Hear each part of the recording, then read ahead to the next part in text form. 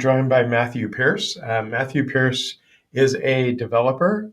He's also the founder of Hashtag Slayer. We'll talk a little bit more about what Hashtag Slayer is, but Matthew has a couple of interesting things besides just being a developer. He started the business with his wife, so we'll talk a little bit about that. So welcome, Matthew. Thank you for taking the time to be on the podcast. Absolutely, Michael. Thanks for having me. Cool. So, hashtag this, hashtag that, right? Hashtag's been a thing for a while. And I think the layman's like, who cares about hashtags? Do they matter? Are they really important? Why do I have to hashtag things? You do an internet search on hashtag whatever, and all kinds of cool stuff comes back, which obviously tells us that the internet values hashtags in some fashion. Maybe before we talk a little bit about what Hashtag Slayer is, if you could just tell us a little bit about what are hashtags, why are they important, what does the internet do with them? Sure. Yeah. So my main focus is Instagram hashtags, but they are fairly similar across most platforms. I think people either think of hashtags one of two ways, and they often don't think of the other if they do. So one is they just think of hashtags as a way to get more reach, to get seen more, and that's all they care about. So they just throw as many random hashtags as they can onto their posts, onto their content, and that usually doesn't work so well. But then the other way a lot of people think of hashtags is just, oh, I don't know, it's just for categorizing this or linking it together with other kinds of posts. And that's true. It's I think a good way of looking at hashtags is it's kind of like another form of SEO, but for social media. So they're a method for categorizing your content and your account so that social platforms can put your content in a box and show it to the right people. So if you categorize right, you get to the front page essentially. I love it. Um, so you guys have a whole company around hashtags, really. Hashtag Slayer is really, like you said, an Instagram hashtag company. Talk a little bit about what Hashtag Slayer is and why did you guys feel a need to solve a problem around hashtags? Sure. So I think I'll start with actually my wife is the one who kind of started this, and I'll talk about what that looked like. So Cool. her and I we met in marketing school, in design school, and afterwards she started becoming a marketing coach, kind of coaching people in the life coaching and business coaching area on Instagram how to improve their own marketing. And Hmm. something she noticed with a lot of her clients is that they just really struggled with hashtags. They didn't know how to use them. They weren't getting any good reach. And so what she did is she made a spreadsheet, and this spreadsheet had columns, and you could organize the hashtags basically by their quote unquote size, which is Hmm. how many posts are under each hashtag. This is kind of the typical way that people rank hashtags, and it's actually not a good way to do it. We can get into that later, but this is how she built it to start, and it was just a spreadsheet, and you'd click on a certain cell, and when you did, it would randomize and shuffle up your hashtags and spit them out, so you had 30 of them. And honestly, it's very rudimentary, but because her clients were starting from zero or struggling with their hashtags in the first place, they started using this, and a lot of them started to double their results, getting double the reach, or some even better than that. And she showed this to me, and I go, dear, like, hun, do you know what you have here? And she's like, yeah, I've got a really awesome spreadsheet. And uh, myself, I'm a programmer, so I was thinking, nah, I think it's a little more than that. Let me dive into this a little more. I think we should make this into a web app. We can go real wild with it, but it's only a spreadsheet, so I should be able to build it out in, like, I don't know, a weekend. Uh, I was over ambitious and perhaps naive, so we launched it about 6 months after that. Wow. From spreadsheet to app. That's pretty cool. Um, when you look at Instagram uh, and or really any platform, everyone's trying to get viewers, members, subscribers. Um, and they're posting all this content. Um, I forget what stat I saw. Like the content on the internet on these social platforms is like doubling every few months. I mean, that's how much content is just being created out there on a regular basis. Um, Folks are monetizing this content, right? You get a certain number of viewers, certain number of watch hours. My wife and I, much like you and your wife, right? We have a business together. We have a monetized YouTube channel that has nothing to do with anything that you'd think that I have to do with. But we struggled, right? How do we get reach? How do people find us? How do people, you know, even know that we exist to determine whether they want to subscribe or not, or watch our content or not. They didn't even know about us, right? So hashtags seem to be prevalent across all these social media platforms beyond just Instagram, but I know we use them in YouTube quite a bit. Uh, it's really pretty cool. And you took something that was just like it seems so simple, right? To say, oh, I took a little spreadsheet, and now there's this really cool app. Um, when you go out to hashtag slayer.com, which is the website, as you can imagine, hashtag slayer.com, the link will be down below. Um, they can do a little free trial. They can interact with it. Maybe talk about like what's required when folks go out and sign up. Sure. So because we are like a Facebook and Instagram approved web application, you do have to sign in with a Facebook account. So Mm-hmm. if you have a Facebook account and you have an Instagram business account, and that Instagram business account is linked to a Facebook business page, then you're good to go. So that's essentially it. You just need to have those linked, basically for security, so that we can kind of verify with Facebook and Instagram that, yep, this is a legit user, and we're providing them, proper access to that official data.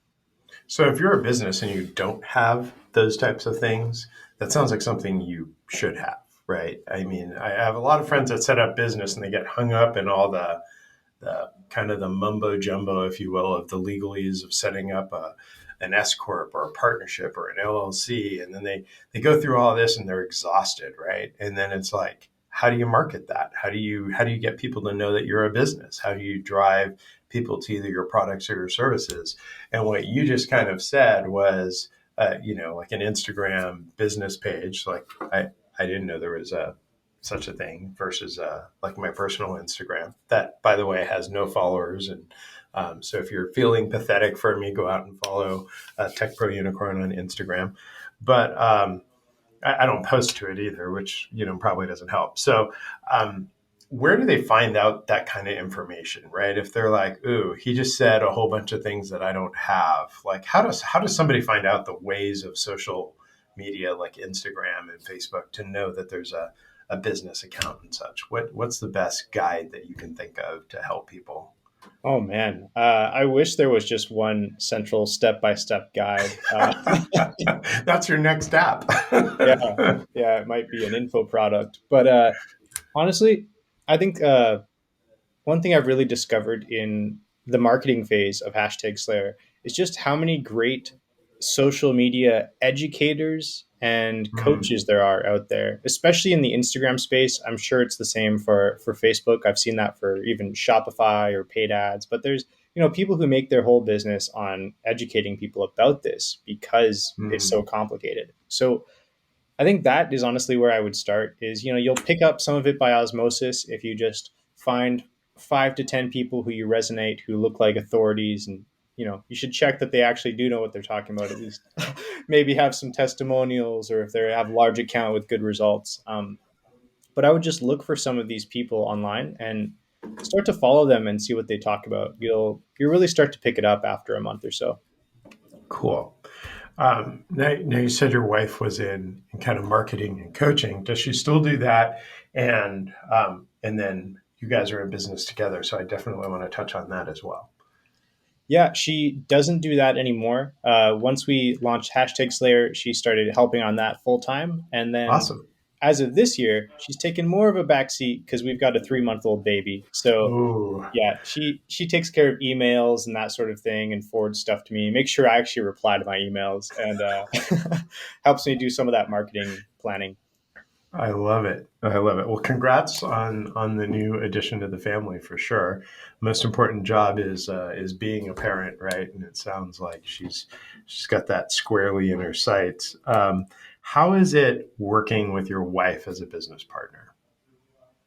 Um, it's a it's an opportunity for growth. I will say that. So it's I think we get along really well, and her and I have always we knew that we would do well as a couple, or even getting married back years before, just because neither of us really hold back in our communication. We're not rude at all, but we're both comfortable, kind of letting each other know, like, hey, here's where you messed up, or hey, this could be done better.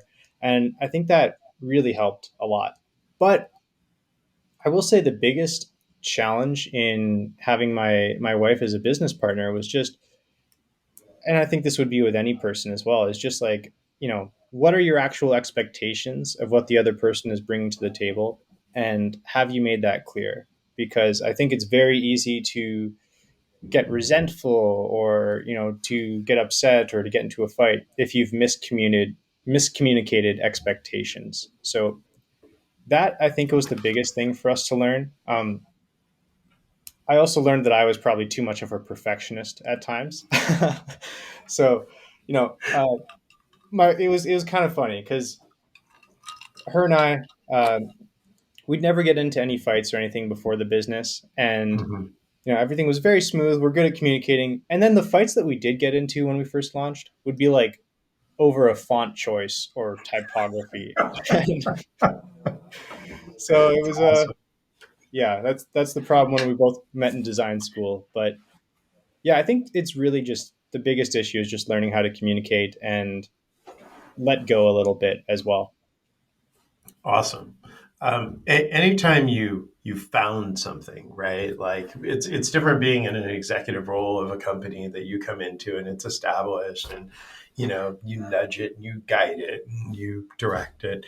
But when you found a company or find a company, which sounds totally wrong, but when you're the founder, that's a better way to say it. When you're the founder of a company, um, you're kind of everything from the visionary to the chief bottle washer. What was that like for you? Hmm, that's an interesting question. I would say the thing I would kind of dig into there with chief bottle washer, I like that, is just the role in doing tech support and customer support.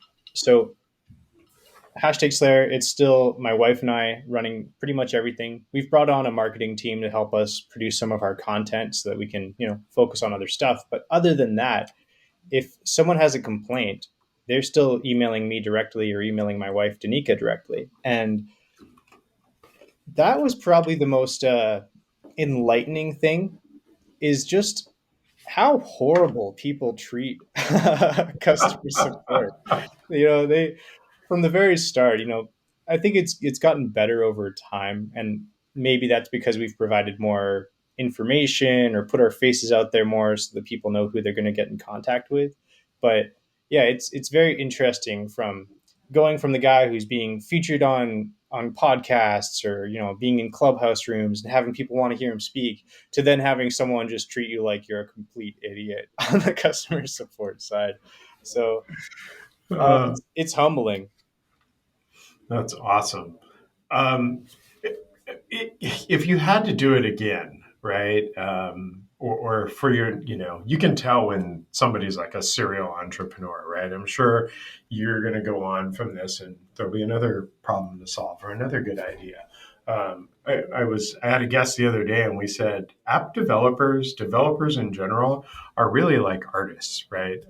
And they paint a picture, develop an app, and their paint is their code, right? And they develop something that's awesome. But then a painter doesn't paint a painting and stop. A painter goes on and paints another painting. So if you were to do this again, what would be some things you might do differently? That's really interesting. Yeah, because this isn't even the first project that I've had like this either. So, yeah, I do like, I actually purposely don't want to build a big team with these kinds of projects because I would want to, just sell the software at some point and then move on to making something new.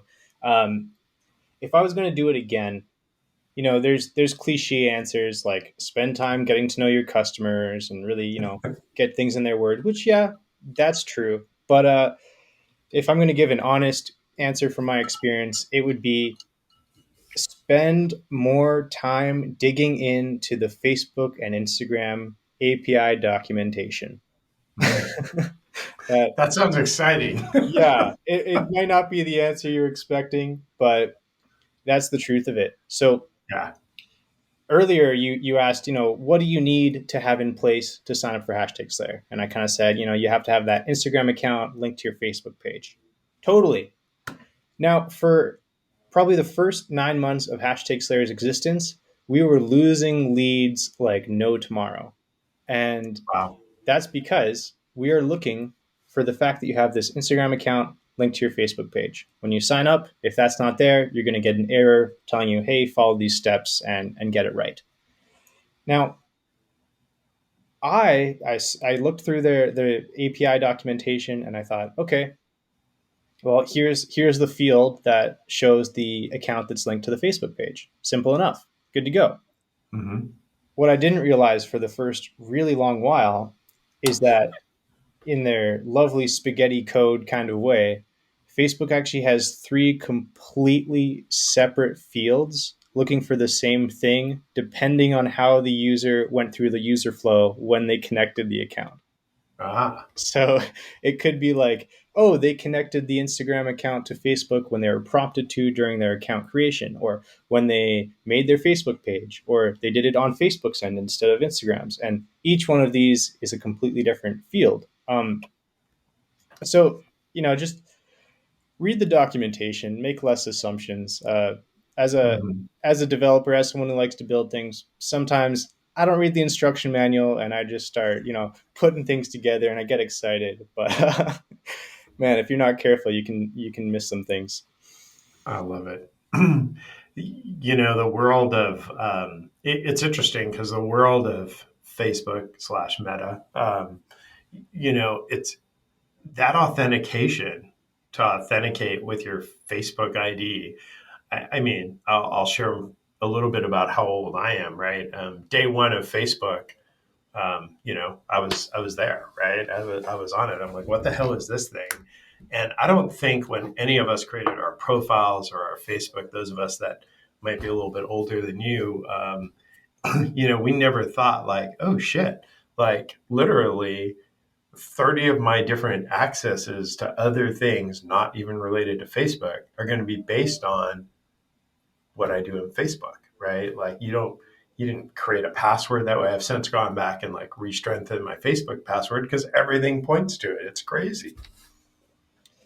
Yeah, I mean it's the same with Google as well, and that's pretty much the only reason that and this is probably a competitive advantage and the reason they do it. The only reason that I still have like a Gmail account is because there's just too many things linked to it for me to spend a day or two kind of disconnecting it all.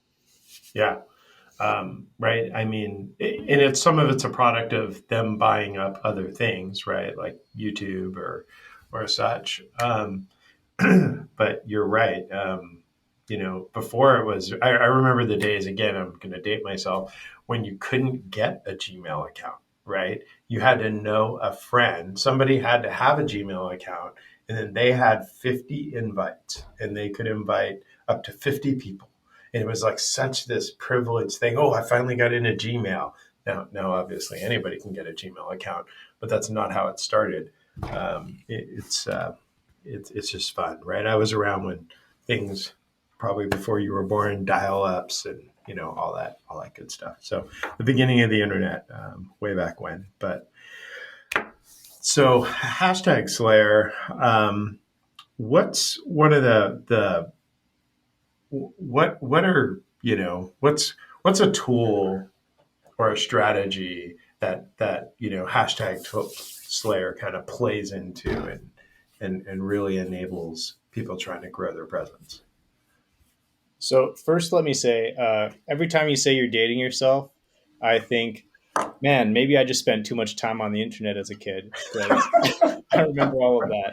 Uh, but okay, some strategies for kind of building your presence with hashtags. Is that the question? I think so. Yeah, let's go with that. Okay. Um, so if I was going to start from scratch, there's a few things I'm going to look at first. One is who are my competitors or my industry peers? Make a list of 5 to 10 of these people, accounts that are maybe a bit bigger than you or larger or even some in the similar kind of boat, and take a look at what hashtags they're using. That's a good way to just kind of quickly jumpstart things. Are those Mhm. hashtags working for them? Maybe, maybe not, but it's a good way to kind of put your finger on the pulse. The next thing I would do is make a list of 10 dream or ideal followers. These could be people who are already following you or who are following your competitors who you wish were following you. Take a look at what hashtags they are using and which hashtags they're following. So on Instagram, you can tap onto someone's profile, go to following, and it'll show you what hashtags they're following. This is just kind of a good quick tip to understand where people are looking, what their interests really are. Um, but let's see. Okay, here's kind of a way to shift your mindset about how to pick the right hashtags entirely. And earlier I said everyone picks hashtags essentially based on the number of posts. So you might hear from a lot of gurus out there. They'll say, "Hey, if a hashtag says it has a million posts under it, you don't want to use it at all because that means it's too popular. It's going to be too competitive for you to get seen."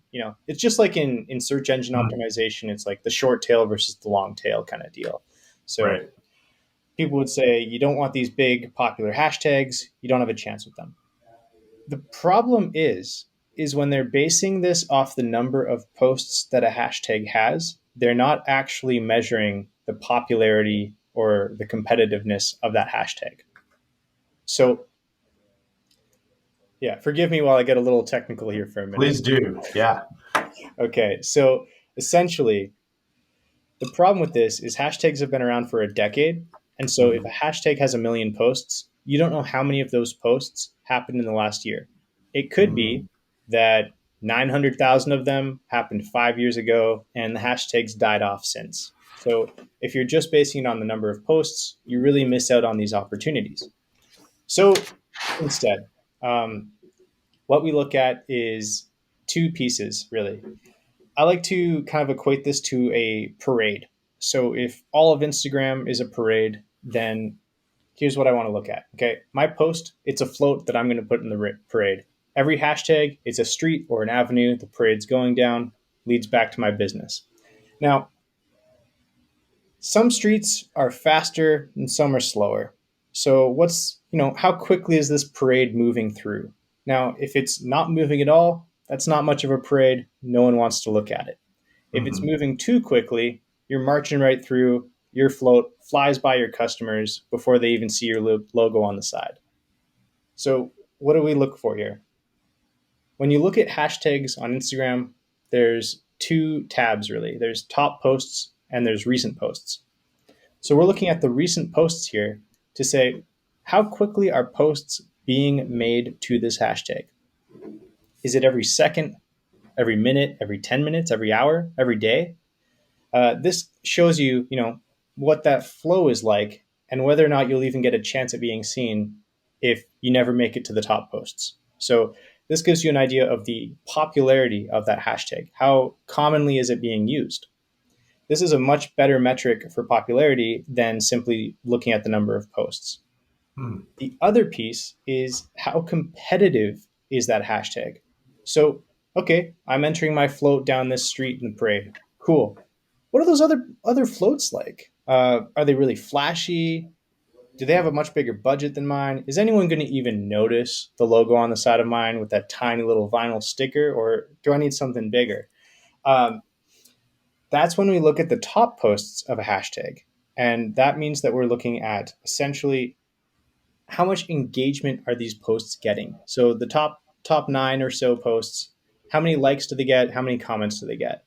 This is a threshold of engagement that you need to hit on your own content in order to break near the top. So that's going to be a much stronger indicator on whether or not a hashtag is a good fit for you. Is it going to be moving too quickly for you to get seen? And do you get engagement that's anywhere near close what those top posts are getting?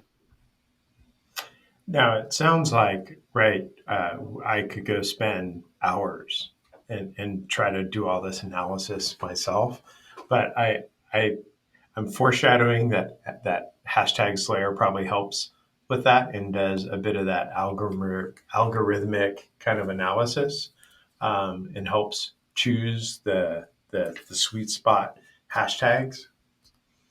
Yeah, that's exactly it. We don't bother people with those big tables of numbers. That I keep all that hidden in the back end, and no one wants to bother doing all that. But instead, we simply tell you how competitive is that hashtag. Is it low competition or high competition or somewhere in between? And another thing we've recently added is suggested hashtags. So if you were to make a collection of hashtags, say I'm making a collection about Instagram marketing. Okay, this is where all my hashtags about Instagram marketing are going to be. As soon as I make that collection, Hashtag Slayer is looking at my Instagram account, saying, okay, how much engagement are you getting on your recent posts, and how many followers do you have? And it looks at this to then hand pick suggested hashtags for you to say, okay, here are ones that are getting an engagement similar to yours. Here's up to 100 of them. Start using those. So, yeah, we really try to save you time in that whole hashtag research area because frankly, it could be a black hole. You could spend all day there. And let's talk a little bit about just the customers. What has been the reaction, right, from business owners? I always say, right, there's so much business owners can get distracted by, right. At the end of the day, they need to be running their business, managing, creating their products, delivering their services, and not distracted, for lack of a better word, with creating a social media presence, updating your website, right? There's just certain stuff that they should just hire done, right? Because it's not the core of their business. Now, it promotes their business, it grows their business, and that's important. But at the end of the day, they themselves need to be focused on the core of their business, what they initially started out to either sell or deliver. Um, how has the customers received this? Because you guys have been out now for about a year and a half or so, December 2020, right? So we were a year and 3 months into it. How has it been received? Yeah, honestly, a lot better than I expected. It was pretty bizarre.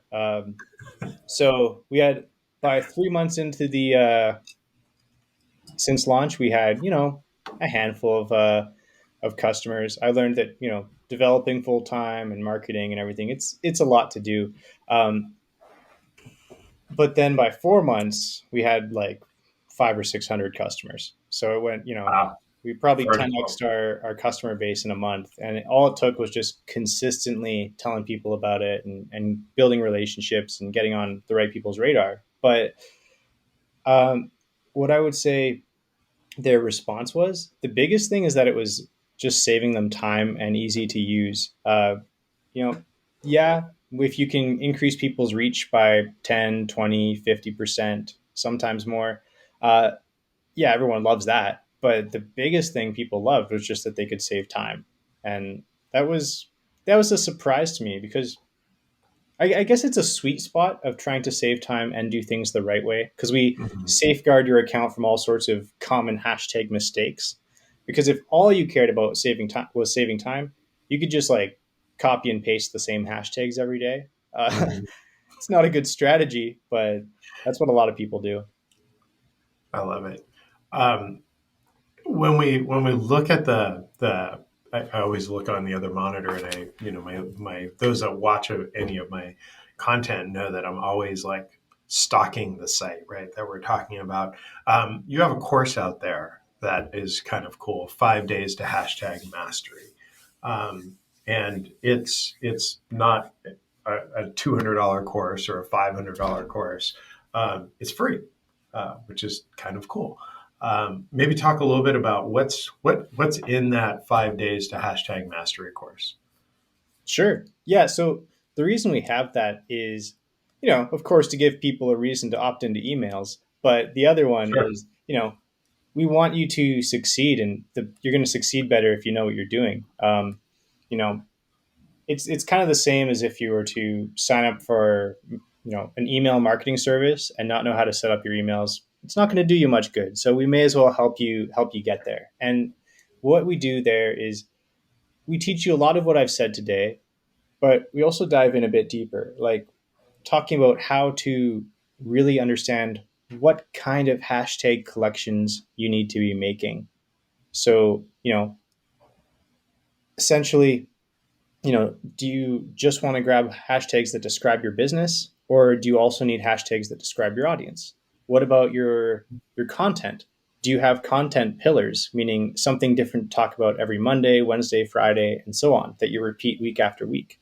And this is essentially what we talk about to help people get a framework for what kind of content they're going to be posting so they can then understand how to organize their hashtags and make the most of them so that their hashtags are always very relevant to each post, because relevancy is really one of the keys. And only you are going to know what you're posting about, so only you can be sure that they're relevant. So we just give people the tools to make sure they do that right. I love when people that create a product or a service give something away that's just helpful, right? Regardless of of whether they sign up for hashtag Slayer or not.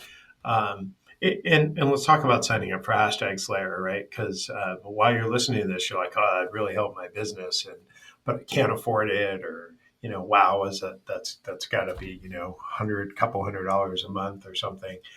Hashtag Slayer, from what I can see, is cheap, right? I would consider it inexpensive if I owned a business and it was going to help me grow my business. You shared, that some people started using these and their business grew from it. I mean, we're talking $9 a month, um, not $9.99, not $99.99. I mean, that seems really fair, I guess. There's not a question there. It's just like, wow, that's awesome, right? You think about, if you have an Instagram strategy that's related to your business, and you're putting in all this energy to create valuable posts and which isn't really addressed by hashtag Slayer, right? But getting that marketing consultant to help you create meaningful posts to your group. I consult with and follow an entrepreneur, and she creates. She has a clothing like business. Not even she doesn't really even create her clothing, but she assembles clothing and markets it out. And every day she's on Instagram, right? It's where her audience is. It's how they connect to her business. It's where they follow her. It's where she does product launches. She does everything, right? Primarily through Instagram, some other stuff, but it's a huge platform. It's such a picture based, video based, consumable platform. So if you're out there with that part of your business strategy, an investment of $10, $9. Sorry, I was giving you an extra dollar. $9 seems really, really fair. Why that price point? Why that price point? Because honestly, I want it to be fair and I want it to be simple. I will say price is probably going to go up soon, so it's still going to be very fair. Like we're talking a 20 to 30% increase. So from $9 to 11 or $12 a month. But essentially, yeah, I that's just kind of the way I've done things. Maybe it's me being too Canadian and too, I don't know, friendly. But it's a bit of my marketing strategy, to be honest. Is I want to provide people with so much value that I don't have to spend money on paid ads. They just feel the need to talk about my product and tell others about it. So far that's really paid off. But yeah, it's that's the whole reason we provide that free email course, and we have so much content on our Instagram, constantly doing free trainings and weekly interviews with people to help you understand your social media more. And Yeah, it's just the entire marketing strategy of providing way too much value so people feel guilty and tell others about us. That's awesome. Um, so we've covered a lot about just Instagram, social media, hashtags. Um, you have something on there that's kind of hidden down at the bottom, and I always like to search, the hidden links and such. But you have an Instagram bio generator. Um, talk to me a little bit about why you guys felt the need to create that. Yeah, so I actually found out I was looking just last week, and that's actually one of our most hit web pages. So it must be at the top of some Google result. But the reason that I made that is to really get people thinking about who their customer is and get more followers so they can show their customer that they're there to provide value for them. So essentially, I think a big mistake a lot of people make on social media in general is forgetting how self-centered everybody is. You know, that's your secret to marketing is cutting that out of yourself and focusing on everyone else. So, try and hold back on being self centered and then focus on how self centered everyone else is and appeal to that. So Mm-hmm. that's what the biogenerator does is it's basically like a Mad Lib where you just answer a few short questions with Mm-hmm. one word or two words each, and it gives you 9 potential bio statements. So this would be a sentence that goes at the top of your profile, and it usually says something like, I help X kind of person overcome Y challenge so that they can achieve Z without having to feel A. And that's, we have different variations of that, but it's all about making sure that your bio talks to your customer and tells them why it's important to follow you. Because oftentimes people just start their bios by talking about themselves and that's it. Like, oh, I've done this and I got that going on. And oh, look at me, I'm great. And it's like, yeah, no one cares. They care about themselves. So appeal to that. I love it. Just your opinion on something because we've had it discussed a couple times. If you have an Instagram post that's Matthew's, right? That's yours, your personal stuff. Maybe it's hey, we're on a vacation. Here's me and my friends out having a great time. Then Matthew starts a business, right? Matthew starts hashtag Slayer. Um, should Matthew set up a separate Instagram site for hashtag Slayer, or should Matthew just start blending that content and posting both business content and personal content just under your existing Instagram? I think it completely depends on the business, the product or service you're offering, and its overlap with your friends and family. So, Mm-hmm. if I was to go into a business where I'm offering some kind of personal one-on-one service, and I know that it's something that my friends are already interested in. So, maybe I'm a musician and I start offering, some kind of musical service that other musicians would be interested in. Well, my network's already there. They're already following for that kind of content. I can probably make that transition easy enough. Mm-hmm. Now, in my case, yeah, we started the hashtag Slayer Instagram account from scratch because it's just not something that my existing followers would care about. And it's not something I want to bother them with. Chances are most of them aren't using social media professionally. And so there isn't any point in trying to convert them to followers. If anything, it would actually just damage my account success because the social platform would see, oh, no one's engaging with your content anymore. I guess we shouldn't show you to people. So I think, if there's a good obvious overlap, maybe you can get away with it. But in most cases, just start fresh. I love it. So many great tips, Matthew, on Instagram, on social media, on hashtags. It's been very cool. Thanks for creating, a website that provides value for people just to sign up and trade their email. But also for providing a service at a reasonable price, that people just starting a business can consume and afford. So congrats on the 3 month old, which is very exciting. I'm sure taking your time and rightfully so. So thanks for taking the time and being on the podcast and talking about hashtag Slayer. Again, the link will be down below. You can sign up and then you'll have access to Matthew and you can nag him through customer service inquiries.